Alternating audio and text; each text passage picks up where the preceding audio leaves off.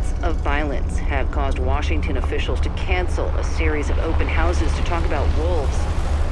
The debate over how to manage wolves has spurred something of a culture war in the Pacific Northwest. The wolf population is still growing under protections from state and federal law.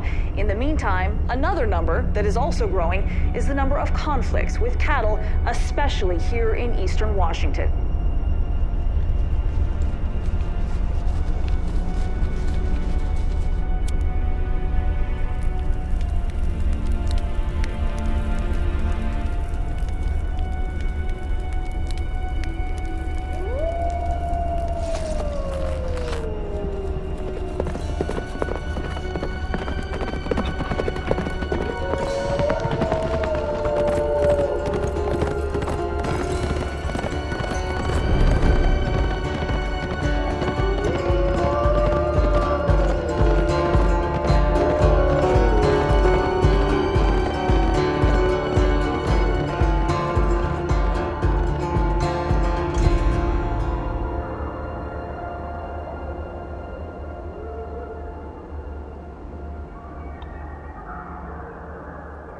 Killing wolves was a glorified profession. Hunters, trappers, ranchers, they did that with such a zeal that, by the 1930s, wolves were just eradicated from the landscape. That was kind of the nail in the coffin for wolves in this state for the last 100 years. And it was more of a recent development that they've been solidly coming back into the state and establishing strong populations. That's primarily the catalyst that moved me east, and that's why I ended up out here doing what I'm doing. Get a good scratch. You did good today. You did good.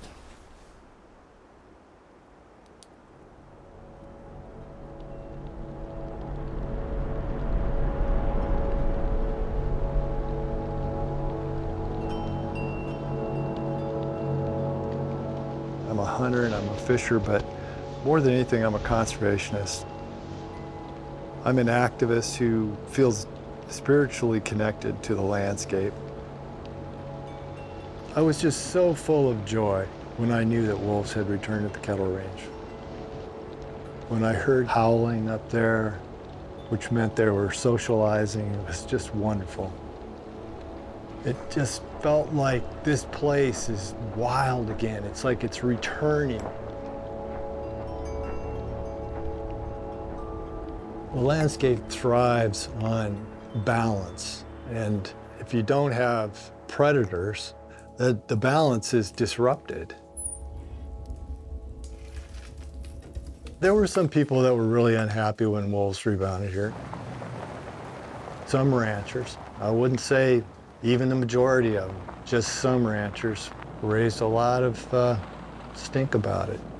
And they demanded the Department of Fish and Wildlife do something about it. And the wolves don't belong here. In other words, there ain't enough room for the both of us in this one-horse town.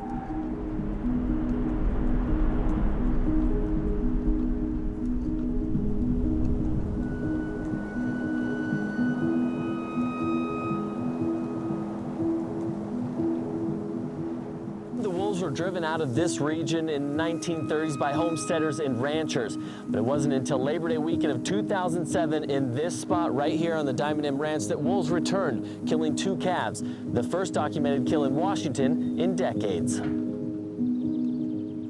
The old homesteaders knew they had to control the wolf. Man versus predator is age-old. The good Lord put us here and the animals here and said we're to have dominion over them.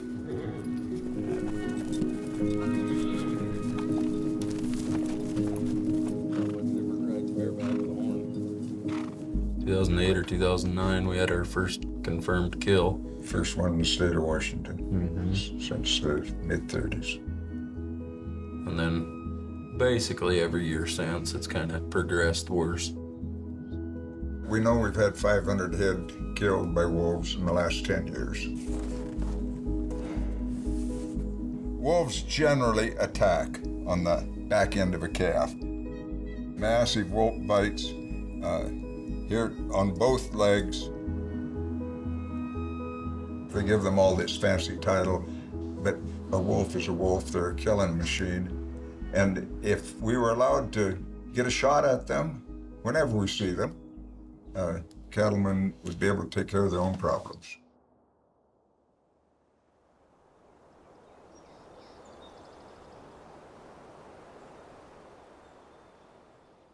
A lot of the ranchers out here are having a hard time accepting wolves on the landscape.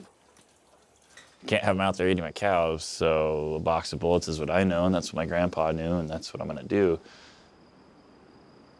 And a lot of that generationally ingrained mentality still exists today because nobody's taken the time to offer a better solution.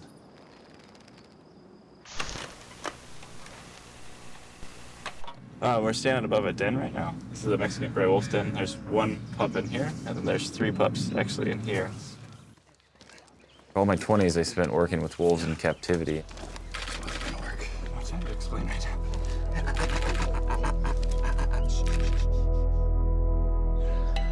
There's something special about being within a few feet of a wolf. For me, it just goes deep into your soul and kind of opens up that wild part that's still in us. Working with wolves in captivity for all my 20s kind of led me to a point of really feeling like I need to help the bigger picture.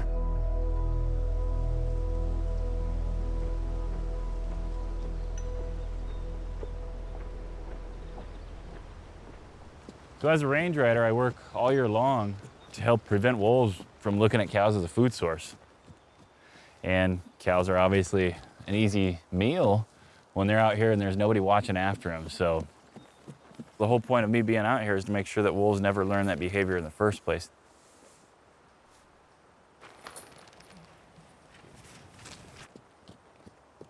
Historically, being a shepherd, you'd kill any predator that would potentially be a danger to your flock or your herd.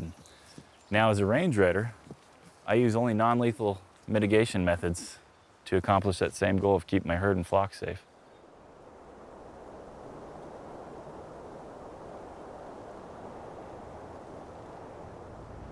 So I'm driving down now to meet with Steve. He's the rancher that I'm working with up on this public land grazing allotment. When I do some preseason scouting, he's always been thankful because it's just a no-brainer. It makes sense to find out what's on the landscape and what's going on out there before his cows are ever out there. Hey, Steve. Good to see you. How you been? How'd you winter? Wolves up there yet? Wolf scat, yeah. Freshest wolf scat that I found was up on the junction there. So there's definitely some activity, but I'll be in there throwing pressure on them, getting back up in the hills. So. When you protect wolves the way they're doing here, then they're a problem. We know if you protect them and let them become overpopulated, they attack cattle. And so now we need something to make it stop happening. Range riders, we'll see how effective that goes, but my goal would be to stay in business and keep the wolves from getting themselves in trouble.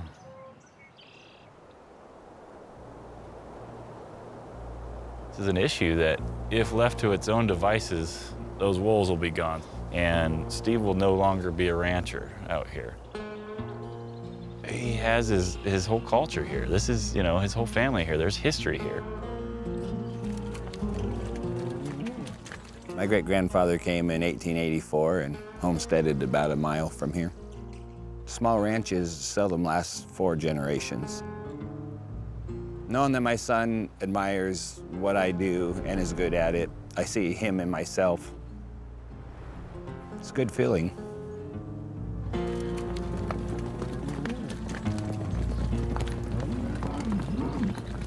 We've been here 100 years. We can get along.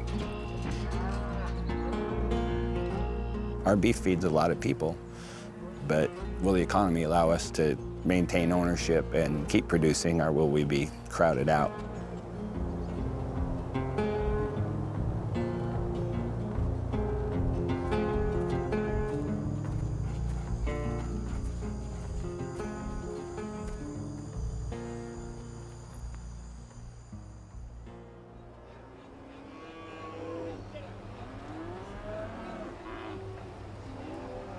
just coming out of winter. We got to get the cows out of the feedlots and get them out on grass. There's not much rest for the weary. Come on. Load up, load up. Come on, take it through. Move to the front of the bus.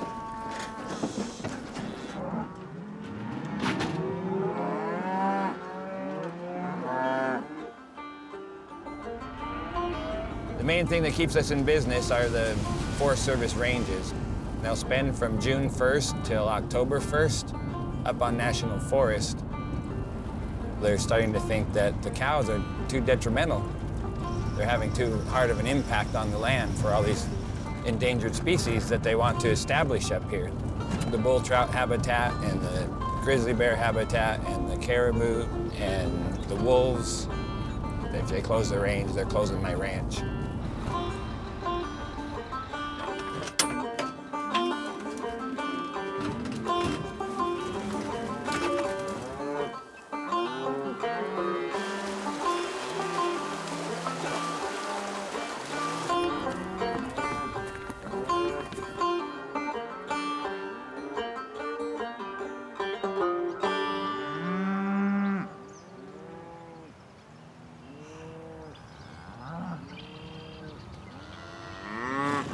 I like Daniel. When you first meet him, is Daniel gonna see this? Because when you first meet him, you think, dude, you need a haircut and a bath. Because when you live out with cattle, he reminds me of a mountain man, something I haven't seen. You know, the stories, the pictures from years ago. Daniel's the real deal.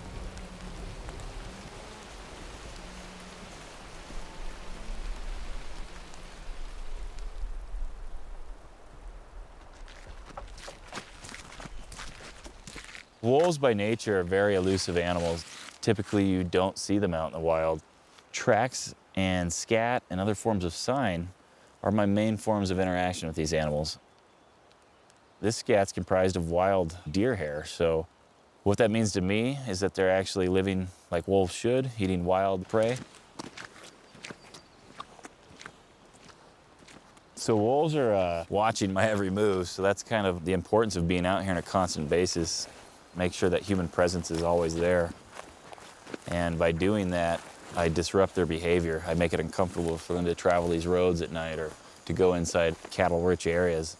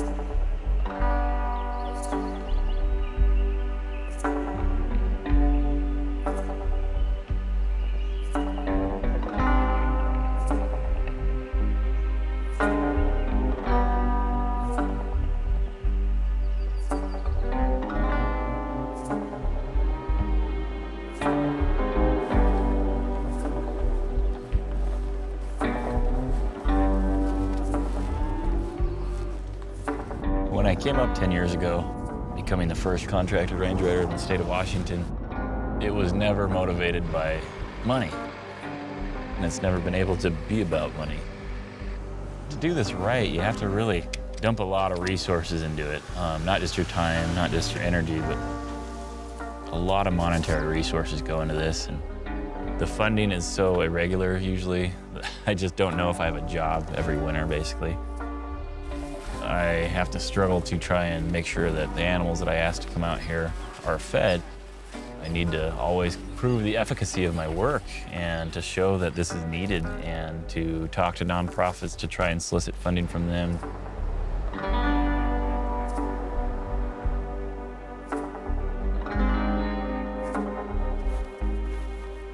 It's because it's still in its nascent stage. This is still being proven. Like, I know it works. The ranchers that I'm honored to be able to work with, they know it works. But we have a lot of resources being dumped into areas, and we're still seeing wolves killed there, and that makes people question how important is that job. In the past month, wildlife officials have shot 6 wolves from a helicopter in northeast Washington state. The alpha male seen here in this King 5 video was captured and collared in July. Then wildlife officials used that same radio signal to track and kill him, along with 5 other members of his pack, after they killed 17 cows and calves from the Diamond M Ranch. There are endangered wolves being killed in Washington. I mean, they're being shot by ranchers, but mostly they're being killed by the very Department of Fish and Wildlife, that is charged with recovering the species in Washington state. Ready.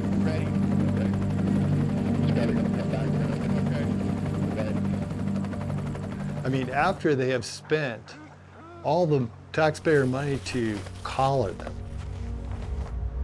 then they go and hire a helicopter and go out and kill the whole family to protect some, below cost, subsidized grazing operation. The land that Diamond M is grazing their cows on, that's the people's land. It's public land, it's national forest. Diamond M wants to be able to decide exactly how they're gonna manage their operation. They don't want anybody else to tell them what to do. But then they can turn right around and tell the state, go out there and kill those animals for the good of all.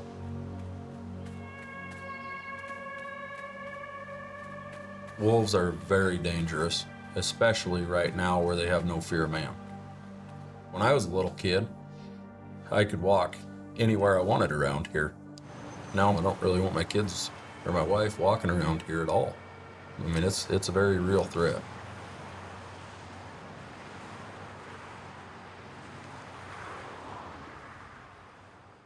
The people that call themselves wolf lovers, animal lovers, they want to save the wolf that does more damage to animals than anything. I can't even understand it. I don't know. As far as stopping the wolves from killing cattle once they start, there's only one way, and that's lethal removal. They talk about range riders and human presence. Absolutely ineffective. I think that successful range riding is a threat to ranching organizations because it does show that you can have wolves and livestock out on the range and not have problems.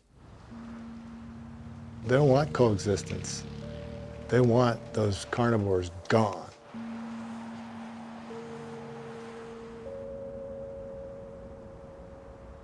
It'd be easier to not do the right thing and not get heckled or not get accosted at just going to get gas at the grocery store. And that happens pretty much just because, generally speaking, people don't want wolves out here. It's like, oh, what, are you not on our side, You're not all for the killing of them? You're gonna try and coexist? That's a bunch of shit.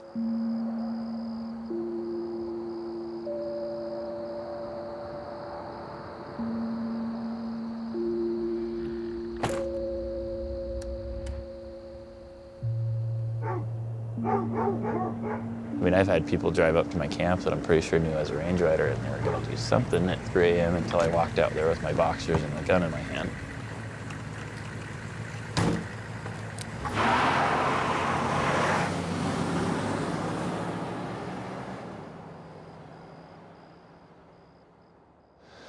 I'm at the point now where I'm really gauging personally, like, is this something that you still really want to do and believe in?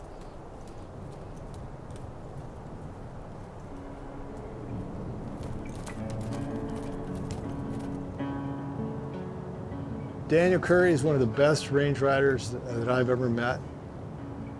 The successful range riders, they definitely get criticized for it. I mean, I really feel for him because he cares a heck of a lot.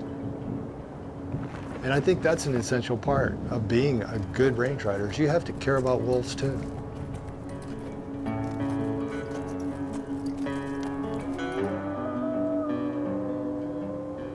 We've all seen the picture of a full moon and a big old wolf up howling. Some of these satanic rites use that image and this sort of mentality. I know there's a satanic influence involved in these people that say they're animal lovers or animal worshipers.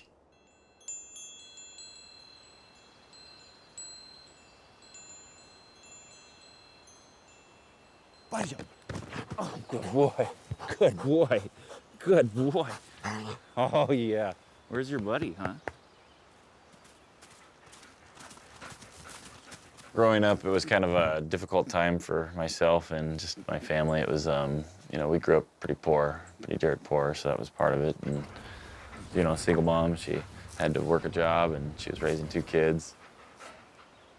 Once my brother left, I was home alone a lot, so, well, not alone, but with animals. I started just having a bond with animals early on there, and really just has grown since then. Sweet girl too. Yeah.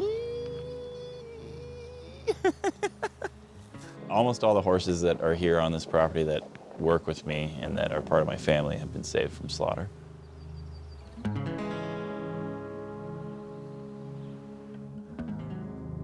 Without them, it wouldn't even be. Yeah, it wouldn't be me. Yeah. Yeah. Looking at the little baby right there. Talk to you later.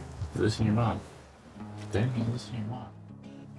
That's why, I mean, I work so hard too, is I'm trying to give back, and they've taught me a tremendous amount of how to be a better human.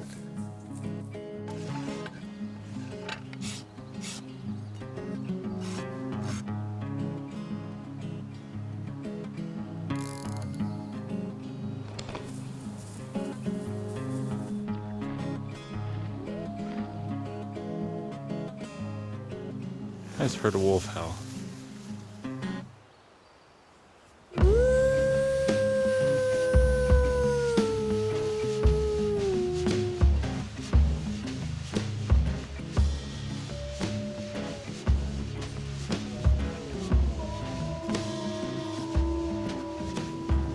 Okay, now I'm hearing more like 6.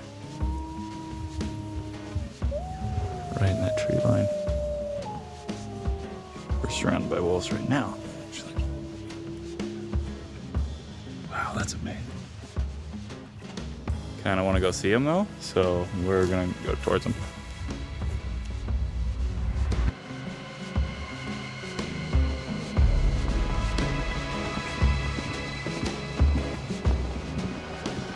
Daniel loves what he does, and loving what you do makes you better at it.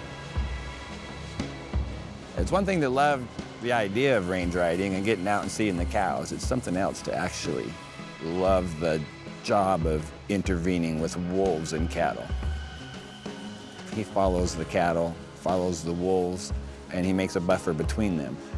If you keep the wolves away from the cattle, you will stop depredations, and then there won't be need for lethal action against the wolves. I've been impressed with what Daniel does on my range.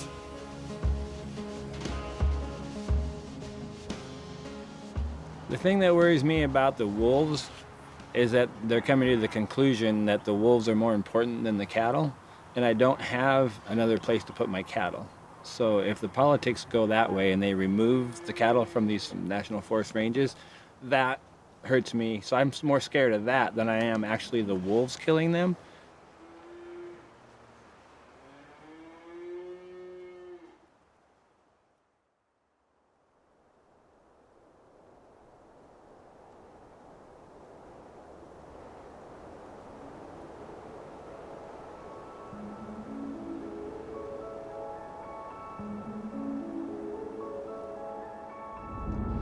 Welcome to Roundup. It's October 21st. Our cattle have been up on the National Forest grazing allotment all summer and still have a few out. I'm trying to pick up the stragglers.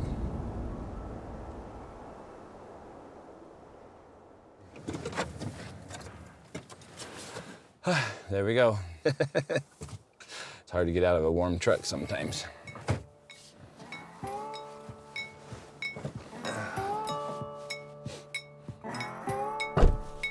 I forgot my fancy stick, so I had to pick one.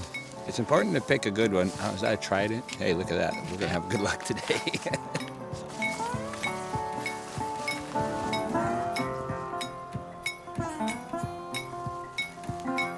can see that they make a habit of traveling through here.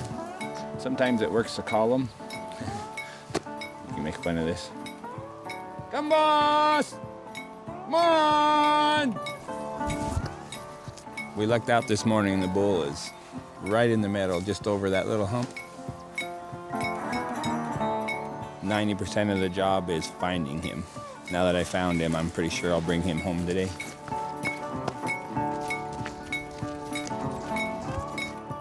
Hey, come on. Stay on the road. Come on, fella.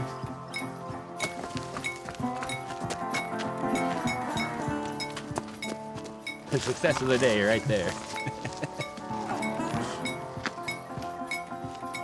Got that bull 3.5 miles down the road and load him up, take him home.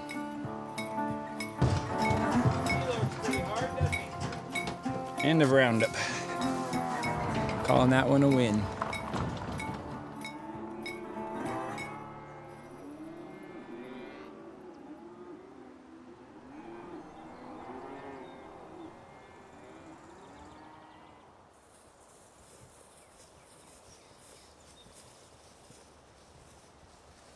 So I used to think the best solution from my ignorant perspective was to just not have ranching on public lands.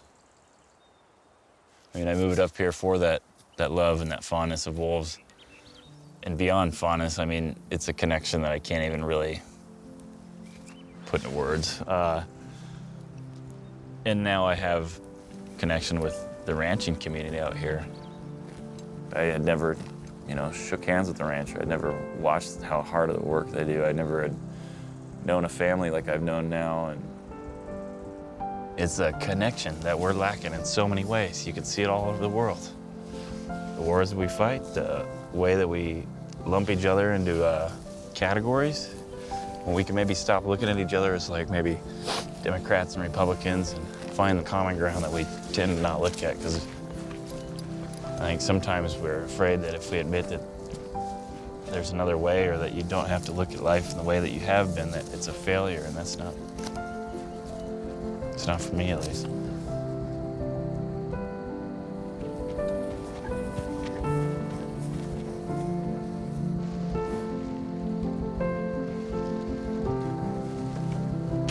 Love you. You sleep well.